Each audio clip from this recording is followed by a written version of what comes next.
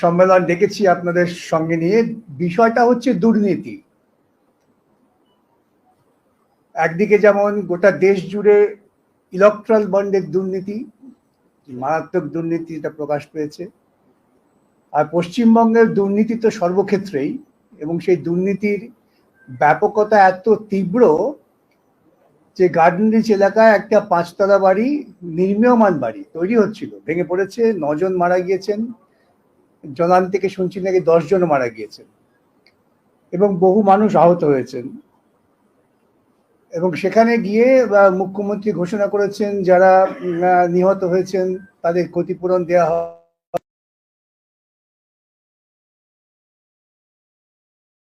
নিঃসন্দেহে যে সমস্ত মানুষ, নিরীহ মানুষ নিহত হয়েছে, আমি প্রকারান্তরে বলি খুন হয়েছে। এই যে নির্মাণ হচ্ছিল, নির্মাণটা বেআইনি নির্মাণ, এ সম্পর্কে কলকাতা পুরসভার মহানাগরিককে এলাকার মানুষ বহুবার জানিয়েছেন, কিন্তু পুরসভার পক্ষ থেকে কোনো নির্দিষ্ট ব্যবস্থা নেওয়া হয়নি। তাহলে পুরসভার যদি গাফিলতি হয়, এবং যে গাফিলতির সঙ্গে আমাদের স্পষ্ট অভিযোগ যে এলাকার কাউন্সিলর,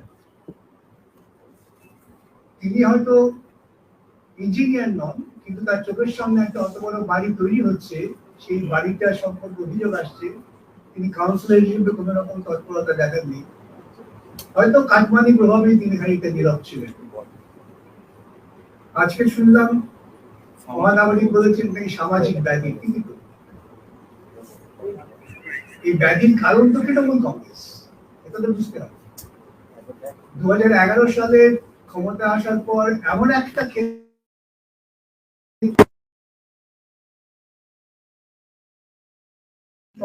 তৃণমূল কংগ্রেসের কাউন্সিলর থেকে শুরু করে সর্বোচ্চ মুখ্যমন্ত্রী পর্যন্ত তারা সকলেই মনে করেন যে প্রশাসনকে ব্যবহার করে অর্থ উপার্জন করা যায়, এটা একটা বড় দুর্নীতি। এবং যে দুর্নীতির প্রভাব কিভাবে পড়ে তাও আমরা প্রমাণ পেলাম ইলেকট্রাল বন্ডে। ইলেকট্রাল বন্ডে যত বেশি বেশি করে মামলাটা আমরা দেখছি, করছি, সুপ্রিম কোর্ট যখন এটাকে আনকনস্টিটিউশনাল বলে দিলেন, আইনত কোনো কিছুকে আনকনস্টিটিউশনাল বলা মানে ধরে নিতে হবে সেটা কখনো আইন হিসেবে ছিলই না, অসাংবিধানিক। অসাংবিধানিক যদি হয়ে থাকে তাহলে প্রত্যেকটা রাজনৈতিক দলের উচিত ছিল সমস্ত টাকা ফেরত দিয়ে দেওয়া, যদি তারা তাদের সৎ বলে দাবি করে। অতএব সততার প্রাথমিক নিরিখ ছিল ইলেকট্রাল বন্ড বেআইনি ঘোষিত, বেআইনি শুধু অসাংবিধানিক ঘোষিত হওয়ার পর স্বচ্ছতার সঙ্গে সমস্ত টাকা ফেরত দিয়ে দেওয়া। তা ভারতবর্ষের মোদিও দেয়নি, আর মমতার তো প্রশ্নই আসে। নির্বাচনের মুখে এই যে ব্যাপক দুর্নীতির টাকা, নির্বাচন কমিশনকে আমি এটা প্রসঙ্গে বলেছিলাম আমার বক্তব্য, এটা আমরা মনে করি নির্বাচন যদি ফ্রি অ্যান্ড ফেয়ার করতে হয় তবে নির্বাচনকে টাকার প্রভাব মুক্ত রাখতে হবে।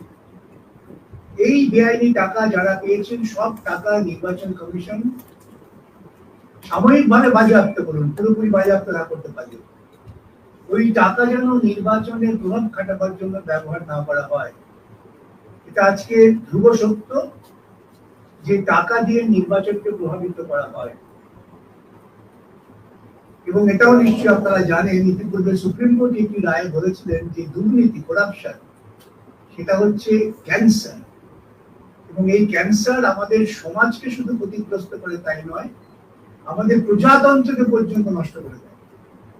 এই প্রজাতন্ত্রকে ভাঙবার যে পরিকল্পনা মোদী সরকার শুরু করেছেন তার অন্যতম একটা দিক হচ্ছে এই ইলেকট্রাল বন্ড, যেখানে টাকা কোথেকে আসছে কেউ জানতে পারবে না, টাকা কে পাচ্ছে কেউ জানতে পারবে না, সবই গোপন।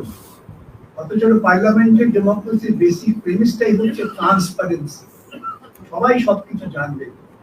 এবং সেই জন্যই নির্বাচন কমিশন যখন এই বিধি চালু করলেন যে কোন প্রার্থীর বিরুদ্ধে কি কি ফৌজদারি মামলা আছে সেটাও জানাতে হবে, প্রার্থীর আয়ের উৎস জানাতে হবে, প্রার্থীর মোট কত আয় জানাতে হবে, যাতে ভোটাররা সকালে সব জেনে বুঝে ভোট দেয়। এইরকম একটা প্রেক্ষিতে দাঁড়িয়ে ইলেকট্রাল বন্ড আমাদের দেশের সর্বনাশ করেছে। এই দুটো বিষয় নিয়ে আমাদের স্পষ্ট বক্তব্য। পুরসভার দুর্নীতি বন্ধের জন্য নৈতিক দায় নিয়ে পুরমন্ত্রীর পদত্যাগ করা হচ্ছে। কেন পুরমন্ত্রী এবং মেয়র একই লোক? এটাও পশ্চিমবঙ্গে দুর্নীতির আরেকটা অধ্যায়, পার্লামেন্ট ডেমোক্রেটিক ফর্ম, যে একই মানুষ দুই সরকারের প্রধান। রাজ্য সরকারের তিনি পুরমন্ত্রী, আর পুরসভা হচ্ছে একটা তৃতীয় স্তরের সরকার, third chair of government, constitution বলছে। তারও প্রধান কি? সব অনৈতিক কাজের জোটফল হচ্ছে পশ্চিমবঙ্গ তথা ভারতবর্ষের মানুষ ১৯ বছর স্বৈরতান্ত্রিক শাসনের ছায়ায় চলে আসছেন বা তাদের খেলে ফেলাচ্ছে। এর বিরুদ্ধে সকলকে লড়াই। গার্ডেন নিচে আমার সঙ্গে রয়েছেন সায়রা হালিম, তিনি সেখানকার প্রার্থী দক্ষিণ কলকাতা কেন্দ্রে। তিনি গতকাল নিজে গিয়েছিলেন, তার যে ব্যক্তিগত অভিজ্ঞতা, সাধারণ মানুষ তাকে বিভিন্ন সময় জানাচ্ছেন কি হয়েছে। আমি সায়রাকে বলবো বিষয়ের কথা বলুন, আবার গার্ডেন ইনসিডেন্ট। আমরা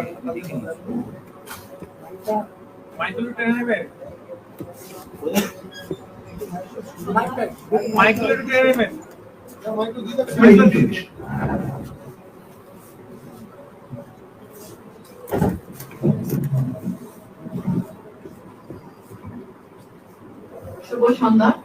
কালকে যা ঘটনা ঘটেছে আমি অনেক দুঃখিত। It's a very unfortunate incident what transpired yesterday in Garden Reach. Old building was an under construction building. More than 9 John Mara Gache, according to records, the count is still on. Now the news says that there were a lot of people who have come under debris. And we need to understand it was an illegal construction. Now the MP of this area is from Trinamool Congress. The local councillor is from Trinamool Congress. The MLA is from Trinamool Congress. Now someone has to take ownership of what transpired yesterday. Me, along with my comrades and comrade Mohammed Salim, we went to the hospital and saw the bereaved families. A particular lady has lost 3 members of her family. So this is not a small matter. This needs to be highlighted that because of due negligence of the authorities, this has come to light. Nijer responsibility निकले who is in power? अभी सत्ता में कौन है? तृणमूल कांग्रेस है सत्ता में। तो उन्हीं पे प्रश्न आता है कि ये इलीगल बिल्डिंग उस क्षेत्र में कैसे रातों रात आ गई, वो भी 5 तल्ला। So this is something that we need to question. How did this illegal construction, who gave the permission firstly? So permission के बिना तो कुछ होता नहीं है. So this is something that is something really unfortunate. It has happened in the heart of the city and in broad daylight of the authorities. They cannot turn a blind eye to what has happened. Nijer responsibility nite hobe and someone has to be taken to task. That is all. Let us escalate this issue so that this does not transpire again in the future and people take responsibility. The local councillor needs to be held responsible. The government of the day needs to be held responsible. That is all I'd like to add. Thank you so much. বলুন।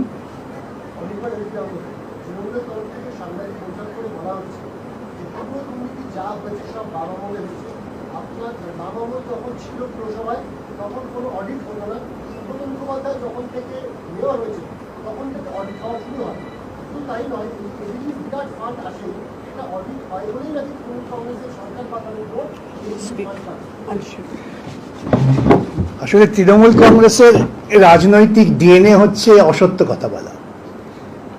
অসত্য এবং দুর্নীতি এই দুটো হচ্ছে টিএমসির DNA of their politics. এই যে কথাগুলো বলেছে আপনারা পুরসভায় গিয়ে তথ্য ঘেঁটে দেখবেন, সব কটা ভুল। বাম আমলে অডিট হতো শুধু তা নয়, বকেয়া অডিট বাম আমলে সম্পন্ন করা হয়েছিল।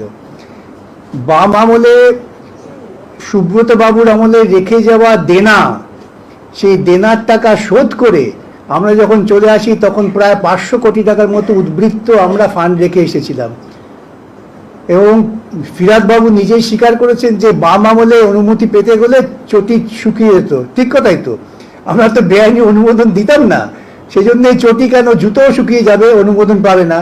উনি বলেছেন ওরা এসে সহজ করেছেন। কি সহজ করেছেন? কনস্ট্রাকশন করে যাও, কাউন্সিলরকে টাকা দিয়ে যাও, যদি ভাঙে ভাঙলো, না ভাঙলে থেকে গেল। এইটা হচ্ছে ওদের নিজস্ব ফর্মুলা, যে ফর্মুলায় আজকে বিপদে পড়ে গেছেন। নির্বাচনের আগে তাড়াহুড়ো করে টাকা কালেকশন করার জন্য তুলতে গিয়েছিল, বাড়ি ভেঙে পড়েছে, এতজন মারা গিয়েছে। আমার একটা প্রশ্ন, যে এই ক্ষতিপূরণের টাকা যা সরকার দেবেন বলছেন, কেন সরকারি কোষাগার থেকে যাবে? কেন এই টাকা এই বিল্ডারের কাছ থেকে আদায় করা হবে না? যদি government true to its own oath হয় যে আমি কনস্টিটিউশন মেনে চলবো, কনস্টিটিউশনকে রক্ষা করব, তাহলে এই সমস্ত ক্ষতিপূরণের টাকা ওই বিল্ডারের কাছ থেকে আদায় করা হোক, এটা আমাদের দাবি।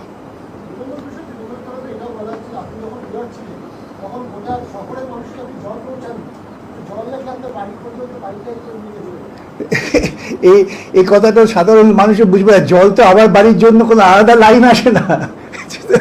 এবং জল নিয়ে আমরা তো একটা নতুন জল প্রকল্প তৈরি করেছিলাম, সেটার নাম ছিল জ্যোতি বসু জল প্রকল্প। সেটা ওরা এসে জয় হিন্দ করে দিলেন। আমার সময় জল, তৃণমূল আমলের যে জল ছিল তার থেকে আমি অনেক ক্ষমতা বাড়িয়েছিলাম গার্ডেন রিচে। এটা নিয়ে আমি কৃতিত্ব দাবি করি না। কেন? প্রশাসনিক ব্যবস্থা একদল ক্ষমতায় আসবে, পরের দল তার উপরেই করবে, এটাই নিয়ম। আমরা ওদের আমলে হয়নি, অতএব আমি করতে পারছি না 14 বছর পর, এই ধরনের অযৌক্তিক কথা আমরা বলি না। এই কথাগুলো হচ্ছে একেবারেই রাজনীতি বিরোধী এবং সংবিধান বিরোধী আলোচনা। ক্ষমতায় এসছি আমি বামফ্রন্ট আসার পর, তাহলে বামফ্রন্ট যা ছিল সেই ভিত্তির ওপর তুমি তো এগোচ্ছ। এখন যখন তুমি ব্যর্থ হচ্ছে তখন বলছো বামফ্রন্ট। কেন? 14 বছর আগে বামফ্রন্ট চলে গেছে। গার্ডেনিচের বাড়িটা কবে শুরু হয়েছে? গার্ডেনিচের বাড়ি তো শুরু হয়েছে গত 2 বছর ধরে। এবং আজকে উনি কাউন্সিলরকে আড়াল করছেন। আমি তো বলছি যদি একটা ইনভেস্টিগেশন হয় তাহলে দেখা যাবে যে কাউন্সিলর ওখান থেকে প্রতি মাসে টাকা তুলতেন। এই প্রতি মাসে টাকা তুলে তাকে বাড়ি করতে দিয়েছেন।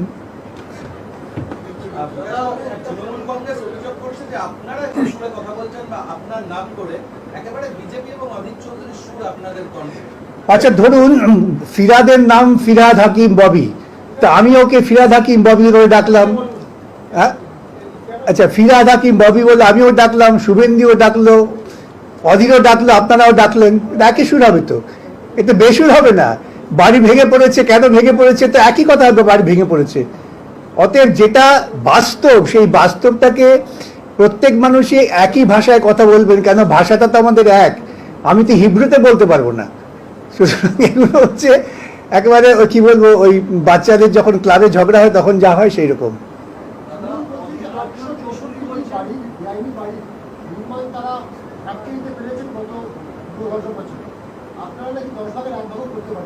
খুব ভালো কথা, আমি ধন্যবাদ জানাচ্ছি। উনি আটকে দিয়েছেন, তাহলে এটা আটকাতে পারলেন না কেন? মহা মুশকিল। 863টা আটকেছেন কেন? 863 বাড়ির লোকের কি টাকা দেয়নি? আর ইনি টাকা দিয়েছেন বলে তারটা আটকাতে পারেননি? সেটা অঙ্ক। হ্যাঁ হ্যাঁ, কি বলছিলেন?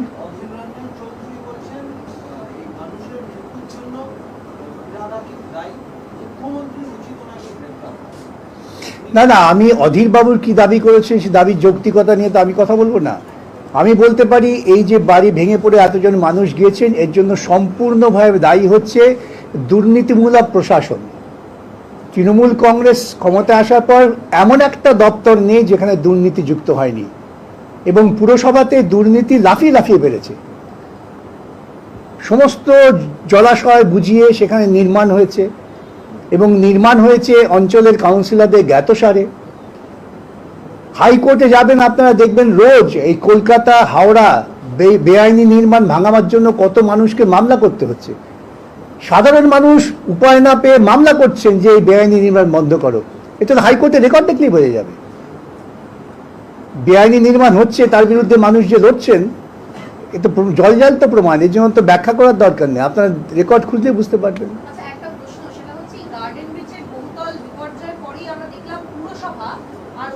লালবাজার তারা নড়েচড়ে বসলো। লালবাজার একটা নির্দেশিকা দিয়েছে সমস্ত থানায়, বলা হচ্ছে কলকাতার সমস্ত থানায় অঞ্চলে যেখানে বেআইনি নির্মাণ হচ্ছে তার রিপোর্ট লালবাজারে জমা দিতে হবে।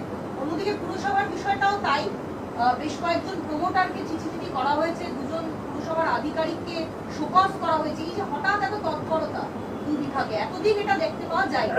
এই তৎপরতা তার কারণ যে একসঙ্গে 10 জন মারা গিয়েছেন গার্ডনিচ এলাকায়, যেখানে নাকি তৃণমূল কংগ্রেসের একচ্ছত্র আধিপত্য, সেই এলাকায় ঘটে গেছে। সামনে নির্বাচন, লোককে দেখাতে হবে, আপনি লিখে নিন নির্বাচন হয়ে গেলে পরে এই তৎপরতা উঠে যাবে, আবার ইললিগাল কনস্ট্রাকশন হবে, আবার 6 মাস বা 8 মাস পরে দেখবেন আরেকটা বাড়ি ভেঙে পড়েছে। তো এই তৎপরতা সবই হচ্ছে আপাত দৃষ্টিতে মানুষকে ভুল বোঝাবার প্রবণতা থেকে।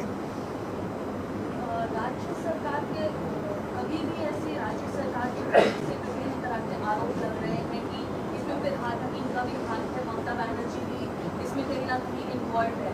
क्या पुलिस के ऊपर में आप पूरी तरह से भरोसा दिखा सकते हैं कि इसका जो इन्वेस्टिगेशन होगा वो काफी निष्पक्ष तरीके से होगा, या फिर आप किसी जांच एजेंसी को लेकर के इन्वेस्टिगेशन के लिए आप रिक्वेस्ट करेंगे? বলবে? नहीं, I think she's asking Hindi, should I- no problem. ऐसी हम लोग चाहते हैं कि इन्वेस्टिगेशन कलकत्ता का पुलिस ही करे, लेकिन हमारा एक्सपीरियंस क्या है, कोई भी इम्पोर्टेंट केसेस होता है कि कलकत्ता का पुलिस कुछ नहीं करते, इसीलिए सीबीआई को इन्वेस्टिगेशन सौंपे जाते हैं अदालत की तरफ से। अगर वो आपका जिम्मेदारी लेकर ये इन्वेस्टिगेशन करे, दोषी को पकड़े, तब तो ठीक है, लेकिन वो कर नहीं पाएंगे क्योंकि चीफ मिनिस्टर पुलिस की मंत्री है। चीफ मिनिस्टर दूर से उनको कंट्रोल करेंगे, वो खुद अपना ये करप्शन से इन्वॉल्व है, इसीलिए उनके लिए कुछ करना बहुत मुश्किल है। सारा बोलो। देखिए, निष्पक्ष इन्वेस्टिगेशन हो ही नहीं सकती। अब कल ही एक उदाहरण दे रही हूँ, कल जब हम लोग गए थे ये पीड़ित को देखने कि क्या समस्या है, तो पुलिस ने हमें एक बांधा डालने की कोशिश की। जब हम ये गार्डन रीच का जब हादसा हुआ हम गए वहाँ पे, तो पुलिस एक रोल बन गया था एज अ सिक्योरिटी गार्ड। बहुत अफसोस की बात है कि यहाँ पे जो निष्पक्ष होना चाहिए था, you have to be impartial, वो हुआ नहीं। तो ये जो इन्वेस्टिगेशन होएगा, ये एक इट इज़ वेरी अनफॉर्चुनेट कि नेक्सस बन जाता है जो होना नहीं चाहिए, because investigation has to be free and fair. Unfortunate this is not the precedence, we expecting it to be free and fair, but considering what happened yesterday, the officers have become another arm to aid the government. Yeah, that is all. Anything more? অন্য বিষয়ে কিছু প্রশ্ন আছে। তৃণমূল কংগ্রেস দাবি করছে যে supreme কোর্টের তত্ত্বাবধানে লোকসভা নির্বাচন করার জন্য। সুপ্রিম কোর্টের তত্ত্বাবধানে? বাবা, এই বুদ্ধিটা কে দিয়েছে ওদের? কোথা থেকে এই সমস্ত ধারণা? সুপ্রিম কোর্টে কি জাজেরা ঘুরে বেড়াবে?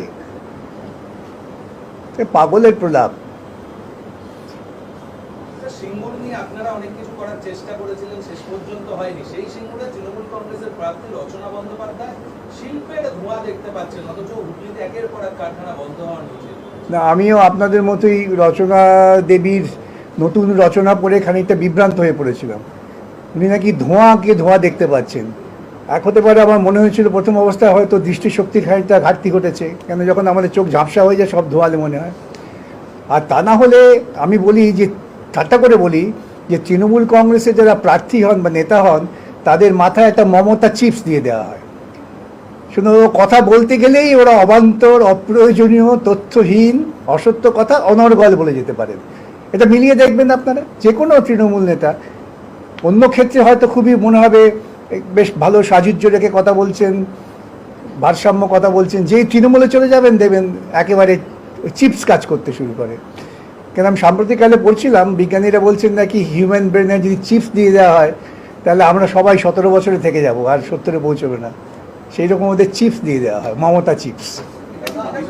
গতকাল রাজ্য পুলিশের ডিজিপির পদ থেকে রাজীব কুমারকে সরিয়ে বিবেক সহায়কে বসানো হয়েছিল, 24 ঘন্টার মধ্যে তিনিও সরে গেলেন।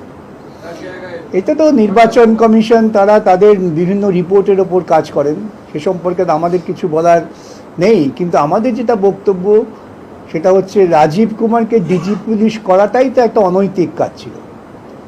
তার কারণ রাজীব কুমার এবং মমতা উভয়ই একই চিটফান্ড দুর্নীতি মামলায় পারস্পরিকভাবে যুক্ত। আপনাদের মনে থাকতে পারে যে তদন্তের নাম করে রাজীব কুমার বহু তথ্য লোপাট করেছিলেন, এবং যখন সিবিআই তদন্ত শুরু হলো তখন রাজীব কুমারকে তারা জিজ্ঞাসাবাদের জন্য কলকাতা শহরে এসেছিলেন, তখন রাজ্যের মুখ্যমন্ত্রী রাস্তায় নেমে পড়েছিলেন, শুধু একদিন না, রাস্তায় ধর্ণা দিচ্ছিলেন। এই যে পারস্পরিক দুর্নীতিমূলক কাজের সঙ্গে যোগ মন্ত্রী এবং পুলিশ অফিসার, তা উভয়ই তো একই দোষে দুষ্ট, তাহলে কি করে তাকে ডিজি পুলিশ করা হলো যিনি একজন অভিযুক্ত? সেখান থেকেই দুর্নীতি শুরু হয়।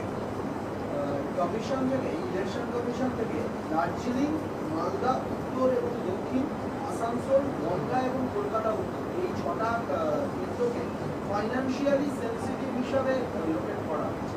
এবং এখানে কি এই ফাইন্যান্সিয়ালি সেন্সিটিভ করা হচ্ছে, এখানে কি কেন্দ্রীয় এজেন্সিগুলোর তৎপরতা বাড়তে পারে? কিন্তু আমি তো প্রথমেই দাবি করেছি এই সমস্ত টাকা, ইলেকট্রাল বন্ডের টাকাটা বন্ধ করে দিক, চিটফান্ডের টাকা নিয়ে খুব বেশি আর এখন এগোতে পারবো না, এখন চিটফান্ড ড্রাই হয়ে আসছে, আমরা তো ইতিমধ্যে মামলা করে সেগুলো ঠিক ধরে ফেলেছি। ইলেকট্রাল বন্ডের সমস্ত টাকা বাজেয়াপ্ত করে দিক, দেখবেন বিজেপি ও তৃণমূল দুজনই মুখ থুবড়ে পড়বে।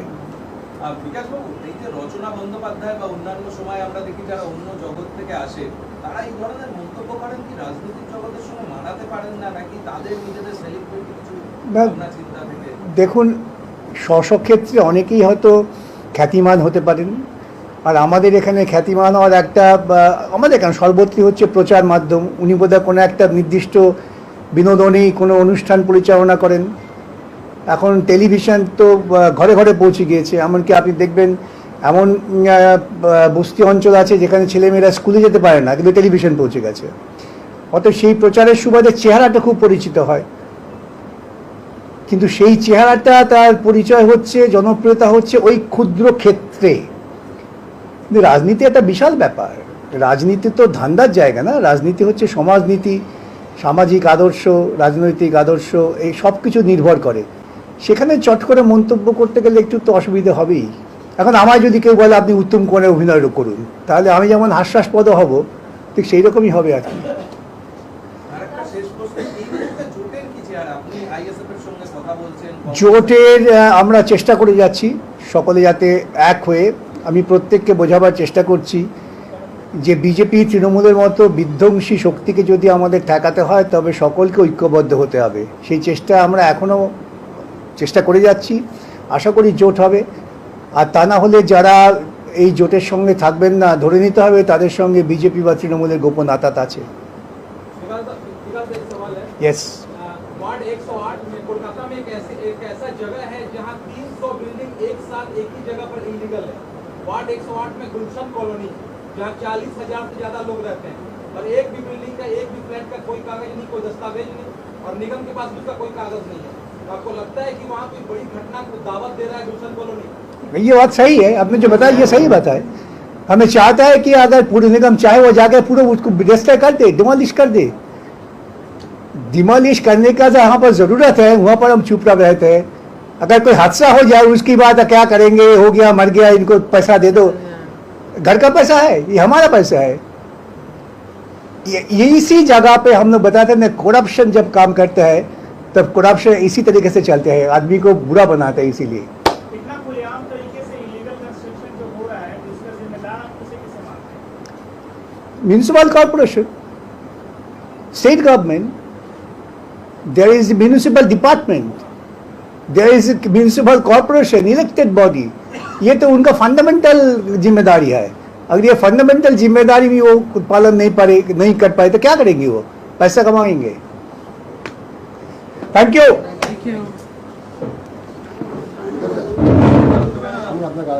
হ্যাঁ, ওই সবাই আছে লাইনে। এই আমাকে একটু জল খাবে গো? হ্যাঁ, না ওদের